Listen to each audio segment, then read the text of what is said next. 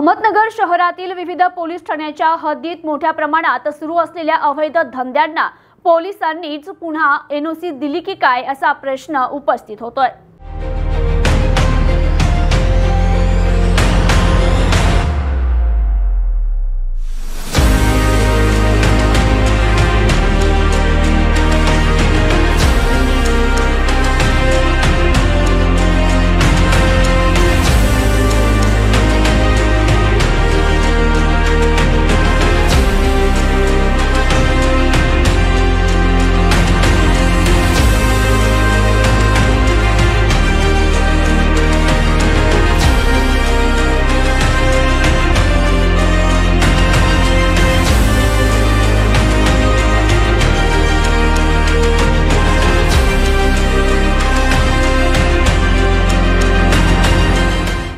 अहमदनगर शहरातील अवैध धंद्यांना पोलिसांनी पुन्हा एनओसी दिली की काय? चक्क खासदारांनी 4 दिवस आंदोलन करून देखील नगर शहरात पुन्हा अवैध धंदे जोरात सुरू। एसपी साहेब, काही दिवस बंद झालेले अवैध धंदे पुन्हा सर्रास सुरू, याला जबाबदार कोण? बिंगो, मटका, जुगार, दारू, हातभट्टी, दारू विक्री, सट्टापट्टी कोणाच्या आशीर्वादाने सुरू? युवा वर्ग कमी गुंतवणुकीत जादा नफा कमवण्याच्या नादात विविध अवैध धंद्यांकडे वळालाय। ऑनलाईन बिंगोतून होते लाखोंची उलाढाल। एसपी साहेब, कधी होणार अवैध धंद्यांवर कारवाई? या अवैध धंद्यांना नगर शहरातील सर्व पोलीस ठाण्यातील कलेक्टरांचा अभय तर मिळत नाही ना? एसपी साहेबांच्या आशीर्वादाने नगर शहरातील सर्व पोलीस ठाण्यातील कलेक्टर जोमात आहे का? नागरिकांचा सवाल।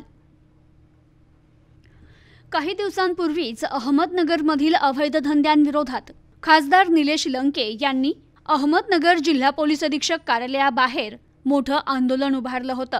या आंदोलनानंतर अवैध धंद्यांवर कारवाई करत 8 ते 10 दिवस हे अवैध धंदे पूर्णपणे बंदही झाले होते। मात्र आता विविध भागात पुन्हा या अवैध धंद्यांनी डोकं वर काढलंय।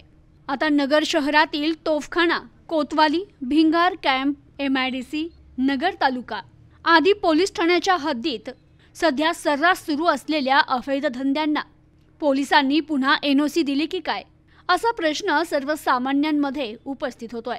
नगर शहर परिसरात मोठ्या प्रमाणात बिंगो, मटका, जुगार, हातभट्टी, दारू यांसारखे अनेक अवैध धंद्यांचा सुळसुळाट सुरू झालाय। याला कोणाचा आशीर्वाद मिळतोय? तसेच या संदर्भात पोलीस ठाण्यामध्ये वारंवार तक्रारी करूनही पोलीस त्याकडे जाणीवपूर्वक दुर्लक्ष करतायत।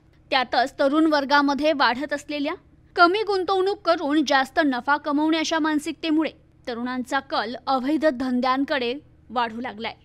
त्याचाच फायदा घेत नगर शहरात अवैध धंदेवाल्यांनी अवैध धंद्यात मोठ्या प्रमाणात वाढ केल्याचं दिसून येते। अशा अवैध धंद्यांकडे तरुणांचा वाढलेला कल आणि पोलीस प्रशासनाकडून त्याकडे करण्यात येणारे दुर्लक्ष यामुळे अवैध धंद्यांना जणू नगर शहरात मोकळं रानच मिळाले। नगर शहर तसेच नगर तालुका, भिंगार, सावेडी, केडगाव अशा विविध भागात जोमात सुरू असलेल्या या अवैध धंद्यांमुळे अनेकांचे संसार उद्ध्वस्त झालेत। या अवैध धंद्यांवर पोलिसांकडून कारवाई होत नसल्याने नगर शहरात चालणाऱ्या अवैध धंद्यांना पोलिसांनी एनओसी दिली की काय असा प्रश्न सर्वसामान्यांमध्ये उपस्थित होतोय।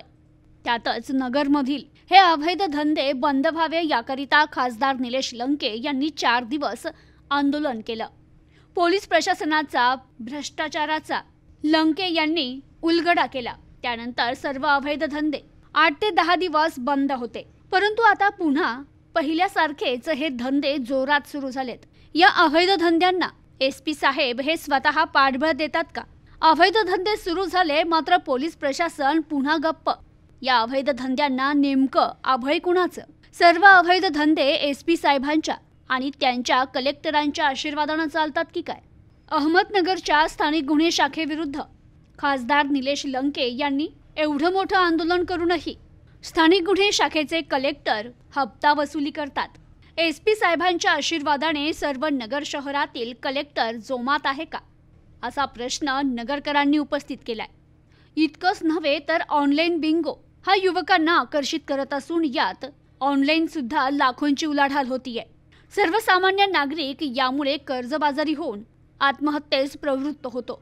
ऑनलाईन बिंगोमुळे नगर शहरात कित्येक गुन्हे घडलेत, तरी देखील ऑनलाईन बिंगोवर कधी आळा घालणार, या अवैध धंद्यांवर कधी कारवाई करणार?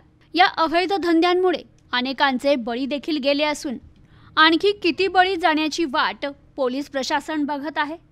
SP साहेब, मध्यंतरी काही दिवस बंद झालेले अवैध धंदे पुन्हा सर्रास सुरू झालेत, याला नेमकं जबाबदार कोण, असे अनेक प्रश्न निर्माण होत आहेत।